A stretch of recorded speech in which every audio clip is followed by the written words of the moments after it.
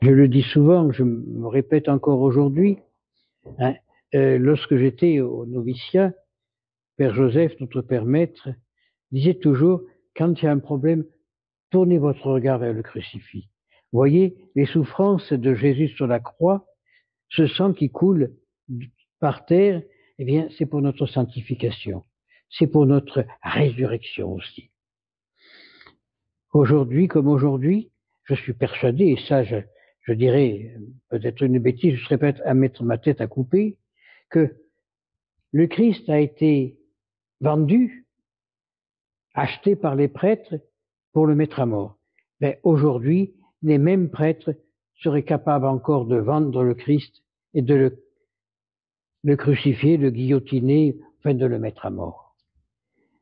Parce que le problème de l'Église d'aujourd'hui, des prêtres en général, c'est qu'ils ne veulent pas perdre leur place. Ils s'imaginent parce qu'ils sont prêtres, évêques, papes, cardinal, je ne sais pas quoi, être assis, être arrivés. Et là encore, je reviens sur une parole de Père Maître. Il dit toujours, lorsqu'on croit qu'on est arrivé, c'est qu'on n'est pas encore parti. Et c'est vrai. Hein.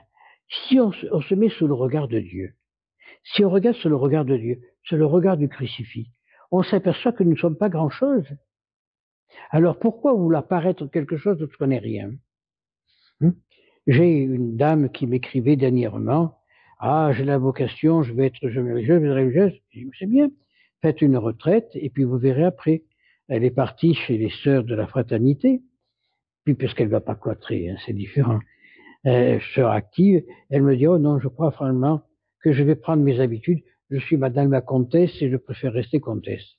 Je dis oui, c'est bien. Moi, de ma famille, je suis comte, même prince, mais devant Dieu, je suis quoi? C'est pas devant les autres qu'il faut paraître, c'est devant Dieu. Alors on peut dire, je suis le prince un tel, je suis la marquise un tel, mais devant Dieu, on est quoi? On est comme les autres, des petits vers.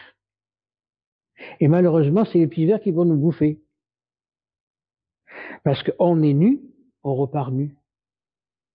On n'a jamais vu un coffre-fort suivre un corbillard. Mais par contre, on a vu les âmes et les anges autour du cercueil pour nous amener à la gloire de Dieu si on le mérite. Si on a vécu l'appel de Dieu. Par contre, si on se noie dans une image bien précise, on va à sa perte. Dieu nous a fait tels que nous sommes. Dieu ne nous demande pas de changer, c'est lui qui nous fera changer quand il le désire.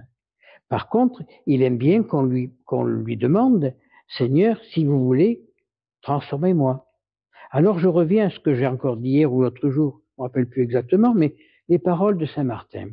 Saint Martin de Tours, qui a fondé beaucoup de monastères dans la région de Tours, Marmoutier et tant d'autres, eh bien, il disait sur la fin de sa vie, malade, sur son lit, j'ai des choses à faire, il faut que je les fasse. Alors, les frères lui disaient, mais très Saint-Père, reposez-vous, il y a le temps. Alors il disait, Seigneur, si vous voulez que j'accomplisse une tâche, donnez-moi la force de l'accomplir. Si vous voulez pas, rappelez-moi. Eh bien, nous devons dire pareil, Seigneur, donnez-moi la force et le courage de changer. Si vous le voulez. Si vous ne voulez pas, rappelez-moi. Et ça va mettre dans les mains de Dieu. Bien sûr que, alors, les gens doutent beaucoup de choses. Mais je dis, mais même le Christ sur la croix a douté. Qu'est-ce qu'il a dit sur la croix? Mon Dieu, pourquoi m'as-tu abandonné? Pourtant, le Père ne l'avait pas abandonné. Il accomplissait la volonté de Dieu, du Père. Eh bien, nous, c'est pareil. À des moments d'épreuve, crions notre misère vers Dieu. Mon Dieu, pourquoi m'as-tu abandonné? Et Dieu ne nous abandonne pas. Il envoie des légions d'anges, il envoie tout ce qu'il faut pour que nous relever, si nous avons confiance. Tout est dans la confiance. On n'a pas à dire, moi, je voudrais être quelqu'un, parce qu'on n'est rien. Qu'est-ce qu'on est au regard de Dieu? Rien. Par contre, si on sait que l'on n'est rien, on est grand au cœur de Dieu. C'est la différence. On le dit dans le Magnificat. Il exalte les humbles. Hein? il humilie les puissants. C'est tout. Nous, qu'est-ce que nous sommes au regard de Dieu? Aujourd'hui, essayons de méditer ces paroles. Qui sommes-nous au regard de Dieu? Mais qui est Dieu pour nous? Ça aussi, il faut penser. Ça va dans les deux sens. Qui nous sommes-nous pour Dieu? Mais qui est Dieu pour nous? Eh bien, on s'aperçoit que finalement, on n'est rien. Nous sommes des poupées dans la main de Dieu. Nous sommes des marionnettes. Dieu tire les ficelles si on se laisse guider. Et quand on se laisse guider, tout est clair, tout est beau. On n'a pas à aller taper à la porte de l'un, à la porte de l'autre. Non. On suit le chemin que Dieu nous a tracé, fiat, et on est heureux. Mais dès que l'on essaye de faire ce que nous voulons, nous, on se fracasse la tête contre les murs parce que les ficelles ont cassé et on tombe. Je ne sais pas si vous avez jamais vu une marionnette. Hein, il y a une croix, il y a des ficelles, et puis on bouge les ficelles, qui bougent le bras droit, le bras, la jambe. Mais, et ça, ces ficelles, c'est Dieu. Mais si on ne fait pas la volonté de Dieu, on coupe ces ficelles, on tombe et on ne peut plus bouger. Par contre, si on dit, mais voici Seigneur, Seigneur, faites de moi votre volonté, eh bien il nous donne la force d'aller jusqu'au bout. Dans la vie des saints, il y a des exemples terribles. François d'Assise, dans quelques semaines, nous allons fêter sa fête. François d'Assise, qui a quand même fait une œuvre extraordinaire avec les petits pauvres, bien, il avait une attirance pour quelque chose, pour quelqu'un, et pour éviter cette attirance, il s'est jeté dans le buisson de roses. Qu'est-ce qu'il a fait, Dieu? Il a enlevé les épines. Et quand on va à San Damiano, on voit encore ce buisson de roses dans lequel s'est jeté François d'Assise. Il n'y a pas d'épines. C'est des roses sans épines.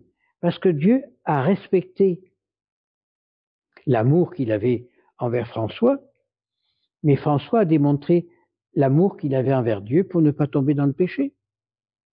Donc là, on a un exemple flagrant. Qui était pour Dieu? Qui était Dieu pour lui? Mais c'est pareil pour nous.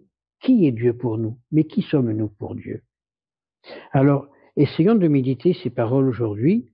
Est-ce que nous sommes vraiment utiles à Dieu ou être inutiles? Moi, je dis, nous sommes tous inutiles parce que Dieu n'a pas besoin de nous. C'est nous qui avons besoin de lui. Mais comme Dieu nous aime, il nous utilise pour ses fins, non les nôtres. Alors qu'on dit, ah, moi je suis un grand, je suis ceci, cela. Il n'y a rien. Parce que on est de la terre, on retourne à la terre. On saute de la pourriture, on retournera dans la pourriture. Lorsque on voit tous ces grands gens qui ont des milliards, qui sont heureux, qui sont bien, ils dansent tous les jours, oui, ils dansent pour quoi faire? Ils dansent pour leur perte. Hein? Ah, des grands banquets, ils mangent bien, mais ils mangent quoi? Ils mangent leur propre vie. Parce que Dieu nous donne ce que nous avons besoin lorsqu'on en a besoin. Et on ne manque jamais de rien quand on est avec Dieu. Si simplement on est capable de dire, comme je dis tout à l'heure, Seigneur, me voici. J'accepte tout pour l'amour de vous, pourvu que je fasse votre volonté et non la mienne. Et à travers ça, Dieu nous donne la force d'aller jusqu'au bout. Alors, sachons entendre ces paroles du Christ sur la croix, paroles qu'il a adressées à sa mère d'ailleurs. Mère, voici ton fils, fils, voici ta mère. Eh bien, Dieu encore aujourd'hui nous adresse les mêmes paroles. Hein. Il ne parle pas en nous pour Marie, puisque Marie est notre mère, mais il parle pour nous de l'Église. Hein. Voici ta mère, c'est l'Église ta mère. C'est celle qui doit te conduire à la vérité. Parce que hors de l'Église, point de salut. Mais où est l'Église aujourd'hui? L'Église traverse une crise terrible, voulue par Dieu. Parce que si Dieu l'avait pas voulu, elle n'existerait pas, cette crise. Mais Dieu l'a voulu pour reconnaître ceux qui seraient fidèles. Qu'est-ce qu'il est dit dans l'Évangile? Celui qui sera fidèle jusqu'au bout sera sauvé. Hein? Dans l'Évangile, Jésus ne dit pas d'aller nous fourvoyer avec les autres, comme fait l'Église d'aujourd'hui. Jésus nous dit d'aller évangéliser, de porter la parole. Hein? Et quand on voit notre brave Bergoglio embrasser le musulman en disant on est frères dans la foi, non, non, on n'est pas frères dans la foi. Ils sont hérétiques, ils sont schismatiques, ils sont tout ce que l'on veut. Parce qu'il ne faut pas oublier que les musulmans, c'est une branche tombée du christianisme. Mahomet a été baptisé. Mahomet était baptisé chez les historiens. C'est ceux qui croyaient que Jésus n'avait qu'une seule nature. Que Jésus est né, c'est monsieur qui est né, et puis le jour du baptême, Dieu est venu en lui, et puis lorsqu'il a été condamné à mort, Dieu est reparti, et à la résurrection, Dieu est revenu. C'est ça le nestorisme. Une hérésie. Mais c'est de là que venait Mahomet. Hein, et il a continué avec le reste, après c'est les guerres, mais c'est une branche coupée du christianisme, c'est une branche morte du christianisme. Comment on peut dire on est dans la foi? C'est pas possible. Ou quand on le voit encore, Bergoglio, recevoir la Pachukama, la déesse de la terre au Vatican, et lui l'embrasser, non. Non. Il n'y a pas de déesse de la terre, c'est Dieu qui l'a créé, point final. Et quand on dit notre Père, c'est lui que l'on prie, celui qui a tout créé. Ah, il n'a pas créé que la terre, il a créé l'univers et tout ce qui contient. Alors, quand que l'on soit dans la lune ou dans le soleil, nous sommes toujours dans la création de Dieu. Ou alors, lorsqu'ils célèbrent la messe, quand ils célèbrent l'Eucharistie, leur Eucharistie à eux, avec les anglicans ou les vieux catholiques, non. Non, nous n'avons pas la même foi. On peut pas. Et le pire, l'Église catholique, apostolique et romaine, l'Église orthodoxe, la véritable, pas les orthodoxies des 4 sous, hein, ne reconnaissent pas le sacerdoce féminin. Bien. Et ça, si le Christ avait voulu des femmes prêtres, Marie aurait été la première. Il n'a pas voulu, il a pris que des apôtres, et ces apôtres étaient entourés de femmes qui les ont aidés dans l'évangélisation, oui, mais le premier apôtre, c'était l'homme. Quand on voit que les anglicans ont des prêtres et des femmes évêquesses, et qu'elles vont au Vatican, à l'autel de la confession avec celui qui dit être pape, Bergoglio, et qui concélèbrent leur soi-disant Eucharistie, non, non. Ceci, c'est une insulte à Dieu. Et bien sûr que Dieu se retire. Et si Dieu se retire, le diable rentre. Voilà ce qui se passe dans l'Église d'aujourd'hui. Je le dis maintes et maintes fois, l'Église est fondée par le Christ. Elle est humano-divine. Mais la divinité passe avant l'humanité. Le Christ est mort sur la croix comme homme, mais il est ressuscité comme Dieu. Et il nous appelle à sa suite comme étant Dieu, et nous, fils de Dieu. Et aujourd'hui, l'Église est devenue humaine. Elle ne cherche plus la divinité, non, on enlève le tabernacle du milieu, on met le tabernacle par terre et on met un grand trône au milieu où le prêtre président de l'Assemblée fait le repas pascal. Non, on a mis Dieu à la porte. Eh bien, Dieu s'est retiré, d'où tout ce qui se passe dans le monde d'aujourd'hui, toutes les catastrophes qu'il y a. Léon XIII l'a dit, il y a plus de 100 ans, le diable va se déchaîner et envahira l'Église. Paul VI l'a dit, les fumées de Satan sont rentrées dans l'Église. Alors, en ce fait, demain, c'est l'exaltation de la Sainte Croix, où on a retrouvé la croix exaltée.